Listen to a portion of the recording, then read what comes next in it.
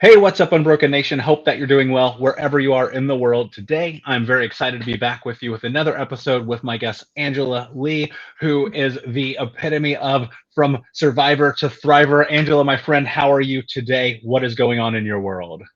So much is going on in my world. Gosh, I am doing fabulous. Thank you. And so pleased to be here with you, talking to you, my newest friend. And yeah, I'm working on a project where I'll be building curriculum for homeschoolers that they can use to help empower children into emotional well-being.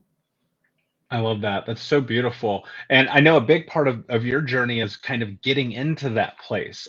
Before we kind of dive into those things, though, can you tell us a little bit about who you are, your background, and how you got to where you are today? That's a whole podcast in itself. So I am a author of children's fairy tales. These stories are crafted so that kids can walk away from the books with a sense of self-worth and emotional well-being. And my mission with the books is to, if I can, impact child suicide because suicide is the second leading cause of death for kids, and it breaks my heart. I want them to have the tools. Yeah, that's really Yeah. powerful. And it's something that I think is discussed about enough in the world that we live in. And I know that you've been through quite a journey yourself, and I'd love if you'd spend some time talking about your background and your experience that has led you to where you are today. Okay, I can do that.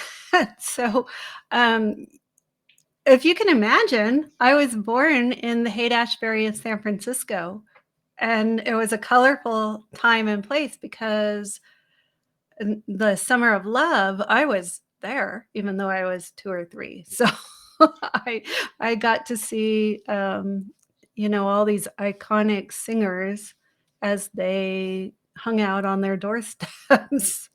And so it was a magical young life, but also I had a raging alcoholic father.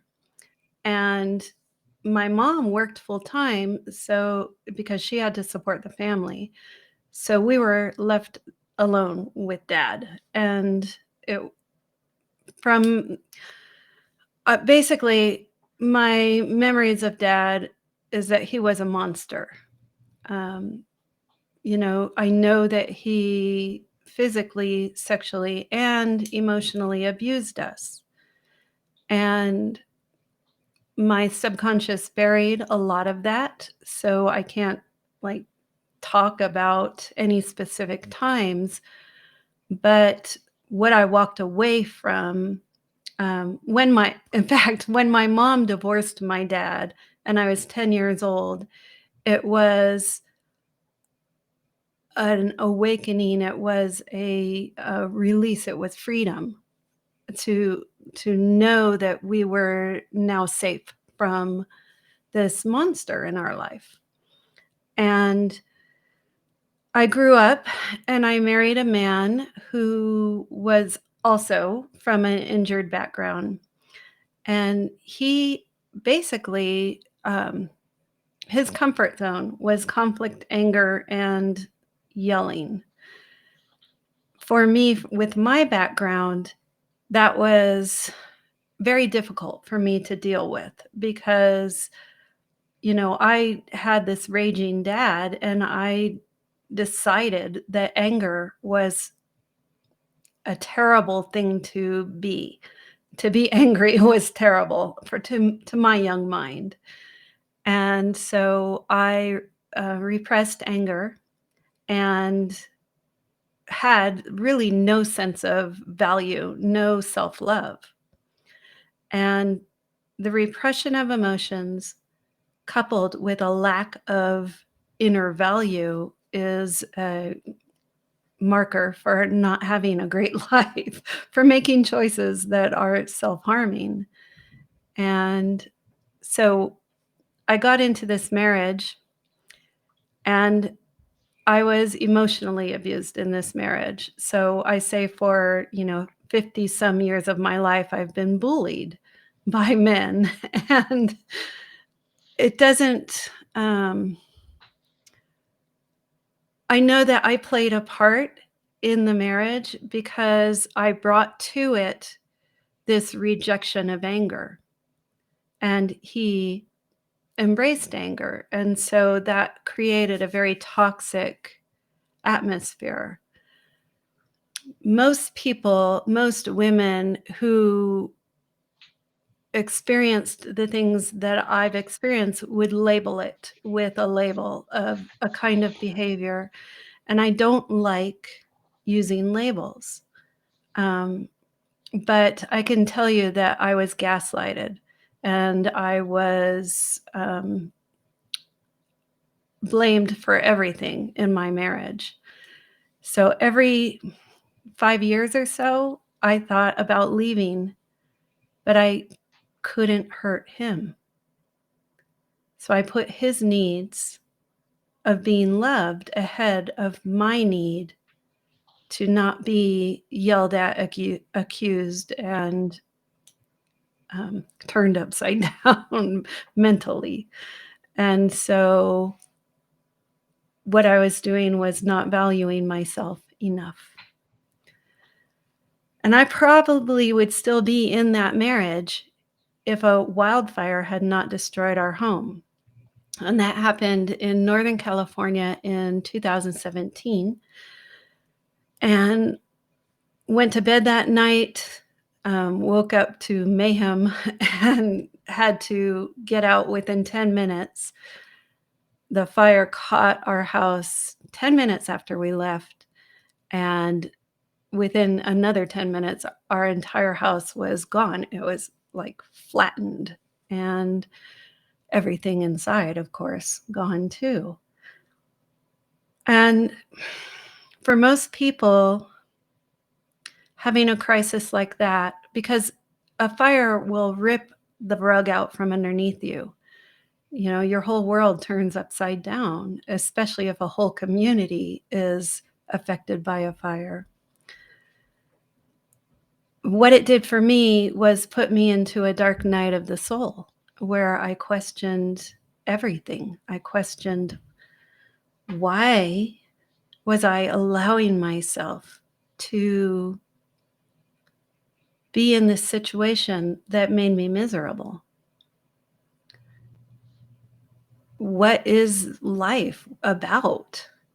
Is it about sacrificing my values and my needs for someone else's? Or is it about me choosing my needs? And I had all these thoughts. I ended up leaving the marriage.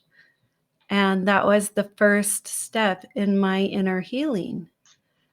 Because what I say is, you cannot, when you are inside the blame and the anger and the vitriol, it's really hard to be able to think from expanded perspectives of what's going on. At least for me, I was in victim, and I would point the finger saying, he did this, he did this, he did this. And all of that is true. He did do that. But now that I'm out of that marriage, I can look at it and say, okay, well, what role did I play? How did I play into that? And I can say, I chose to stay in that marriage. That's my responsibility. And I chose his needs before mine. And that's my responsibility. And so what I understand now is that when we can step out of the pointing the finger and the blame situation, and we can say, okay, two of us were in this, and we each played a role. What was my role, and where's my responsibility? That is when we can create change. Because if we're in victim and we're pointing the finger and blaming, we're saying they are responsible. And we don't have any ability to create change in that situation. Yeah, and thank you for sharing that. Such a powerful story. When you told me that story the first time you and I connected, I sat there and I had to just kind of have a moment of pause and digest it, because I thought to myself, there are these really interesting moments in life in which you're faced with making a decision about the future. Mhm. And those start with a present moment choice, even though it doesn't feel like that, because I think sometimes it gets lost or misconstrued that the decisions we make now impact our tomorrow. And sometimes that choice, what I think is so interesting about life, sometimes that choice is right there because it has no other reason to be there other than the universe is tired of you ignoring yourself. And that's what I heard in your story. And I don't know if that's necessarily right or wrong, but I've had that experience also, where you look at life through the scope of all the circumstances in the world have finally come to fruition in a way where now I have no other option but to stop ignoring what I know I need to do. And so while the catalyst for some people may be a wildfire, for other people it's losing your job or unfortunately someone in your life. And there's all these moments that you have a decision and a choice to make. But what's fascinating to me that caused the pause in your story for me, where I had to like take this moment, was thinking about this idea that you, instead of taking and continuing to blame, you thought about, well, how do I move through this? Why does blaming other people disempower us? And how do we overcome that? So, anytime we are pointing the finger and blaming, we are putting all the responsibility upon the other person. And when they hold responsibility, they're the only ones who can create change. When we can say, in what way did I play a role in this situation? And then we take responsibility for whatever the role may be, even if it is only being the victim. And we could say, okay, well, I was his victim, and that's the role I took. Then we can say, okay, I don't choose to be victim anymore, and we can create the change. But anytime we're putting the responsibility on someone else, they're the only ones who can make a change. And most coaches will tell you we can't expect change in our lives by expecting someone else to change. We must change ourselves. Yeah, that's so empowering, right? And I think that often people miss the mark on the fact that they are handing their power, their agency, their ability to other people. But even in noticing it, though, I think often the thing that can occur is that people will still get stuck in this narrative of like, I deserve this. Like, this is what I am able to have in my Mm. life. This is what I get. And there's still that threshold in which they haven't overcome. Do you think that there is some type of systematized way or pragmatic or practical way that you can really overcome shifting from this disempowerment around having other people have your power into taking it back for yourself? I do. And part of what I teach is perspectives. And it is in the perspectives that we hold that we create what is around us. So if I believe that my house is going to be broken into and only thieves live around me and this is the world that I live in, that's kind of what I attract to me. And so it is our beliefs and our perspectives that create our reality.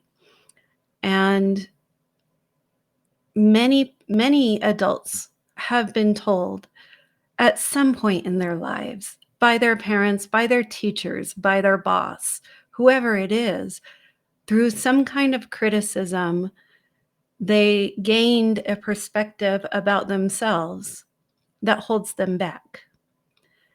And so what I teach is what is in the Talmud. We don't see the world as it is, we see it as we are. And lots of people have heard that. When we apply it to ourselves, it kind of makes sense. Yeah, I'm looking through this lens at the world. But it's really powerful to apply to the people who criticize us, to understand that they are looking at the world through their lens, and what they say says more about who they are than it ever said about us. And that's a really powerful tool that I use. I use NLP practice of putting yourself back in that situation in your imagination and re-experiencing this criticism, and then having your adult self show up and pick this child you up, hold you, and tell you the truth about who you are. Because often people will tell us what they believe us to be, but it's their truth. It's not ours. And so being able to shift your perspectives, to let go of some of those filters that were given to us by others, and say, you know, one, I'm not 5 years old anymore. And two, you know, in my case, it would have been my dad saying I'm not worth the dirt under his feet when I was maybe 4 years old. I can look at that situation as an adult and I can say, okay, he was a raging drunk, and he was drunk when he said it. And I was a 4-year-old little girl who was being talked about here, because no adult in their right mind would say that to a child.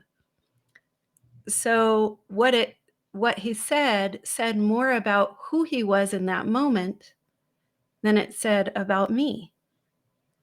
And being able to reframe and kind of let go of that I don't have any value idea that was planted in me when I was young, it's a powerful tool to use. Yeah, and there's freedom in that when you recognize what you just said. And I'll never forget the moment that I realized basically what I had fallen into by accident was I'm not a child anymore. And in that, it gave me this sense of personal freedom to look at and evaluate the behaviors of the adults in my childhood and Yeah. recognize that they were still acting as if they were a child. Even though they're doing these incredibly abusive and painful things, they had not yet taken personal responsibility. And part of me, like as an adult, recognizes that and sees that and says, oh, wait a second, I'm not culpable. It's not my responsibility for the things that those people did to me, those narratives that shaped me, those ideas, those concepts, those belief systems that turn into identity. That's all bullshit because they're handing me that. I've had no say in it. And the truth is, I'm not 4 years old anymore, or 10 or 12. Yep. And so it's, to an extent, it becomes this reconciliation because you look Mhm. at your life through this scope of understanding, wow, this actually isn't on me, and I don't have to carry that. And with that Yeah. comes freedom. And, Yeah. and I think one of the things that people get so caught up in this, however, is this idea that that narrative, that programming, that conditioning, that identity and belief that is not theirs natively is their burden to carry. And they find themselves trapped, like I did at one point, having this identity crisis of going, wait a second, am I actually the person that they told me I need, that I am, or am I the person that I'm choosing to be? And so, in that, what I'm really curious about, Angela, especially getting to this place where you make this gigantic shift, you cross this huge chasm of stepping into personal responsibility, self-love, trust, compassion, empathy, all of those things that are required to get to where you are now. What was that process like for you? Because I know that there are people listening right now who are in this place of they're coming through the other side or in the beginning and the crux of this and trying to figure out who they. Well, it starts with often it starts with hiring a coach who can help you shift your perspectives or look at things in a different light or learn how to experience your feelings. And that's how I did it. First, after the fire, I went to a psychologist for probably a year. But at the same time, I hired a, an energy coach who is very skilled in moving energy. And she helped me shift more than the psychologist did. She helped me shift my perceptions and moving the energy so that when you talk about carrying a feeling, it's like energy we put in a backpack and we lug it around and it drags us down. And so I was able to empty the backpack in that way. And in those processes, I learned many tools that I now share freely because it's important for humanity to be able to shift some of these ideas that we have about how we are held in this space of being a victim. It's funny when I when I reflect on kind of my experience of starting this process of healing. Um, I have thought to myself many times over, I wish I would have hired a coach before I hired a therapist. And the reason that I say that, and it's not that there's not huge validity in therapy. I've had that conversation before. It's Yeah. just simply that I didn't have tools. I didn't have literally what you're talking about right now in terms of having the ability to reframe thought process, to understand energy, to look at experiences, and really to step into the emotional capacity. I think one of the short-sighted aspects of therapy in my personal experience is evaluating emotions only from the negative. And it took me a long time to find a therapist who didn't operate that way. But when I was with coaches, it was always about, why don't you talk about where you're at right now, like in this present moment? And so and Mm. again, it's going to be different. It's a different experience for everyone. And again, I know somebody's going to email me, stop right now. Therapy is for everyone. Go do it. I don't care who you are. My point is this, just very simply, we need guidance. When you haven't been given tools and you don't have a roadmap, the most important thing I believe that you can do is go find the person that has that. What was it? Yeah. Go ahead, please. Well, what I was just going to say is I would never take anything away from therapists. They serve a purpose. And in fact, my my stepdaughter is a psychologist. So there you go. But I know that I was served more through the coaching than I was through the therapy I went through. Now, is that true for everybody? No, it just was true for me. And so if you've been in therapy and you don't feel like you're gaining traction, maybe it's time to think about, do I get a coach? This is all about what serves you best. Yeah, and so much of that, again, that comes to that idea of personal power and making a decision for yourself. And I think one of the hardest parts about this is, and this was my experience, I was just numb. You know what I mean? And I Mm. think many people are just so numb Yep. because of all the experiences of their family, that almost feels to me like this weird trickle down effect. What Mm. is the cost of being in families where you have these people who are numb? So, my father numbed his feelings with alcohol. And just from today's little discussion, everybody has an idea of what the cost of that was because not only me, but my sisters, my mother, the people that he worked with. There were all kinds of reverberations because of his choice to numb his feelings. And I didn't really understand this. For most of my life, I just saw my dad as a monster, someone I wanted to not have anything to do with. And it was his sister who, as I was leaving her house one day, she said, "You know, Jimmy was so sensitive. He was too sensitive for this world." And that opened up in me a huge understanding that he was escaping his feelings because he couldn't deal with them. And so he chose a method that turned out to be harmful for him and his family. And that's part of it, because there are no tools he was given for dealing with emotions. And so that started the whole connecting the dots thing for me. And then I looked at my behavior when I decided that anger was bad.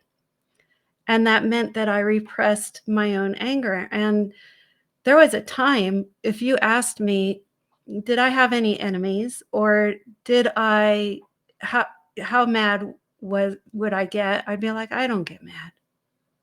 I just don't get mad. I'm, I'm nice. I don't get mad. But that was me in denial of a part of myself. And so looking at my own behavior and then seeing my ex-husband's behavior, what I realized is here are 3 different generations of people, and we are all either grabbing onto or pushing away a feeling. So, and the net result of those is that the feeling stayed with us. It's almost like a magnet. When we push a feeling away, we magnetize it to us and it sticks to us. And that's why people who try to numb their feelings through alcohol or drugs have to do more and more and more, because they think that they're in freedom. They think that they are finding ways to feel good, but what they're doing is avoiding the pain. And that's one aspect of it. The other aspect are the people who actually grab onto and kind of make that feeling who they are. I'm an angry person. I'm an angry man. And in both cases, that magnetizes the feelings to us. And so we're stuck carrying that feeling around. And when we can be neutral, and when we can kind of be a witness to our own feelings, that is when the energy can flow and it just moves away. How do you, so my consciousness hears that, right? And in real time I go, great, sounds wonderful. But then I How am do you do it? consumed. Yes, exactly, right? And then I go, well, wait a second, I'm consumed once I step into emotion by that emotion. But like I understand the idea that we get looped into things, and there's, this Yeah. fact that most emotions last for 90 seconds and you can change in your energy to be able to navigate those. But I think that what Yes, happens to and most people, yeah, and my experience was like I could not get to this place where I was okay with this thought of neutrality. So how do you get there so that you can experience your feelings, so that you can experience your emotions? What does it take to make that a reality? well, and I'm going to be really vulnerable and honest with you. I still have emotions that grab hold of me. And even though I teach this method, sometimes I forget to use it for myself. And so, any listeners, give yourself grace. It's okay. This is a process, and it we'll eventually all get it in the end. But for right now, we're working towards it. And so what I say is, you feel the feeling. And that just might be noticing it. Oh my gosh, I feel sad, mad, happy, whatever. You notice the feeling and you pay attention. It's an awareness process where, okay, where is the feeling? What does it feel like? And then you acknowledge the feeling. That's step 2. And that's as easy as saying, oh, I am feeling, and name it. And then the easy and the hard part is to allow the feeling. And for your listeners, what I want to say is this is not allowing the situation that brought up the feeling. It is not accepting the situation, and it's not allowing it. It is allowing yourself to feel what you feel about the situation. And so you just say, oh, it's okay for me to feel this way. And as we practice that more and more, then we get to the point where our feelings just flow and they don't stick to us. So there's another tool that I teach that is a grounding cord. So you imagine a cord coming from the base of your spine and going down to the center of the earth. And this is like a 2-step grounding cord because outside there's a coil that runs around the cord and it brings it down to the center of the earth.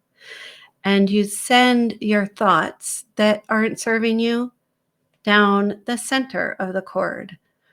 You send your emotions that aren't serving you down the coil part, and that sheds the energy from your space.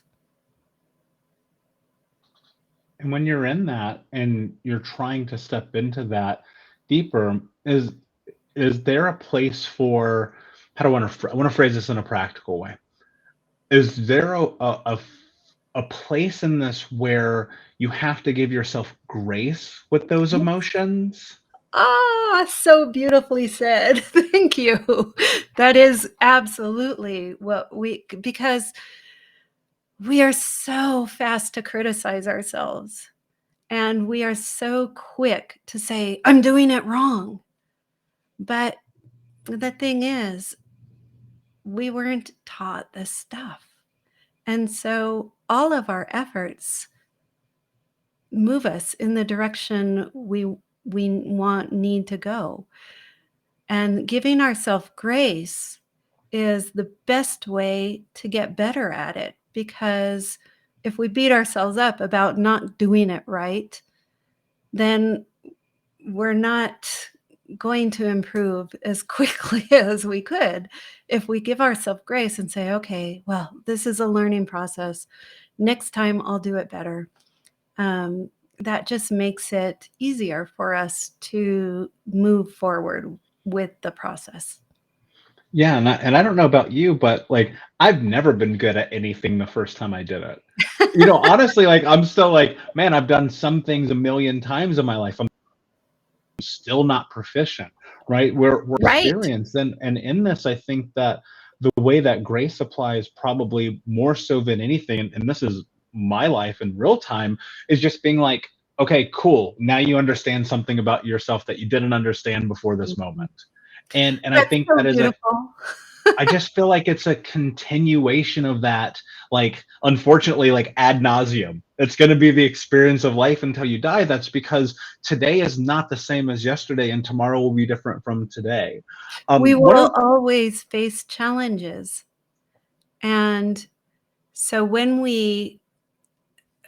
unfortunately, schools have taught us that there's failure and there's doing good and somewhere in between. And that's kind of the structure that schools raise us in. And, Thomas Edison took 1,000 times to create the correct combination of things that created a light bulb. And a reporter asked him, how does it feel to fail 1,000 times? And he said, no, I didn't fail. it took 1,000 steps for me to get to this place. And the sooner we can walk away from the idea of that I failed at this and embrace that, okay, this was a step on my journey, then the better off, well, the more self-love we'll have. Because that, to me, what a measure of self-love is not the self-care you do for yourself. It's how you think about yourself, what you say about yourself, and how you behave to yourself. Yeah, it's kind of like one of my mentors, Tony Robbins, says, like, you will only ever tolerate what you allow yourself to tolerate. And I think that's so powerful and profound, because some of us allow ourselves to tolerate being insufferable to ourselves, to being unkind to ourselves, to being mean to ourselves. And I would challenge that narrative and say, well, what if you didn't? What if you gave yourself space and grace and love and hope and compassion and empathy and sympathy sometimes when you actually need it, not because it's just there and available to you, right? And so, like, going through this process is a consummate reminder, like, you are doing something you've never done before every single moment of every single day of your existence. You have nothing to support the reality that in this moment you've never done this. We have never had this conversation before. We never did. And Right. I am so struck to one of the characters in my book is a young pink-haired fairy. She's adorable. Her name is Shabona, and her ability to do magic was cursed by someone else.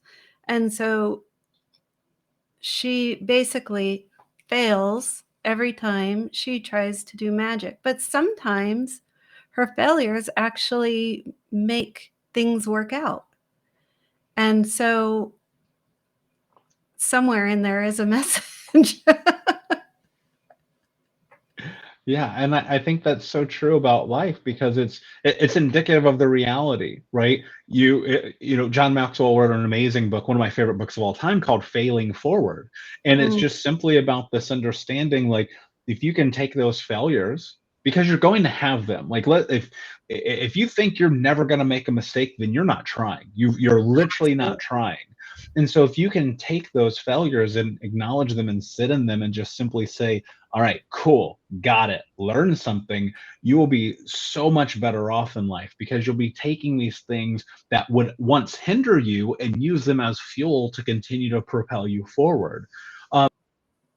One of the things, and I'd love to shift gears up the books a little bit, is talk about the concept and where these ideas came from, and mm. and really, like, I would love to talk about tapping into the courage of putting that out there and the vulnerability that it took to make your books a reality. Oh, thank you, Michael. It's so I started writing fairy tales for a friend's daughter. She was 6 years old, and I just, thought, "Hey, I'm gonna entertain her with a couple of stories." Except one of them kept growing, and it kept expanding. And about 6 months into writing, I realized, "Oh my gosh, the things I learned in my life are being built into this story." And, in one of the books, there's these wraiths that suck the life out of you, and that was kind of an allegory for my marriage. And in that particular book, love is the answer. And I can speak to this. I know that when I was in my marriage, unconditionally loving him was not possible. But he has grown since I left. And I think part of it is the fact that I can unconditionally love him from afar. And I just couldn't do it when I was there. So there's all these little bits of my life that ended up in these books. And I realized, first, I thought, oh, okay, I'm writing these books so that young girls can value themselves and not make the kind of poor decisions that I made in my life. and they can choose into relationships that are supportive and respectful. And then later on, I realized, no, it's not just for girls, it's for all kids. And because, there are young men who choose into relationships that are horrible for them, that in the end, they're teaching them life lessons, but it's, if they already have that self-love, they don't need to go through that lesson to gain their self-love. And so these books, I wrote them, with the idea that these kids can come to a place of emotional wellness, emotional well-being through reading these stories that, actually engage them, and they want to know what comes next. And then I realized I can't do this without including the parents. And so right before book 1 came out, I wrote up this whole parents guide to give the tools to the parents, because the parents need the tools in order to create this space of wellness for their kids. And so each book has a parents guide that talks about the different themes included in the books and different perspectives that they can bring to their kids that are more empowering than perhaps the normal perspective we take in that situation. And that's beautiful, because just like you talked about, perspective is so much a factor in all of the things that happen in our life. And I love that you're writing the books, and I love that you had the shift in understanding that they were also for little boys too, because I know a ton of men who have gone through, and myself included in this, gone through toxic relationships, gone through trying to find love, gone through self-sabotage, the same thing. Like, this is what I always try to tell people, like, we are all going through the same thing. We're on the same highway, we're just in a different lane. So you might be going at one speed, I'm going through another, but ultimately we're all trying to figure this out together. And so I think that's really both beautiful and admirable. Before I ask you my last question, Angela, can you tell everyone where they can find you and find out more about the books? Yes, I have a website, angelalegh.com, and it's spelled AngelaLegh.com. And on that site, I have the books links, obviously, but I also have some tools for parents. There's a guide, free downloadable guide, 5 Steps to Happiness. There's a free downloadable guide about soothing anxiety and depression in children. And there's a teen suicide prevention guide. I'm currently working on just a guide of different tools you can use for emotional resilience. And all of those will be free downloads on my website. Awesome. That's amazing. And thank you for that. And of course, we will put all that information in the show notes in the links. Angela, my friend, my last question for you is, what does it mean to you to be unbroken? To me, to be unbroken is to have enough self-love that you don't need to seek it outside of yourself.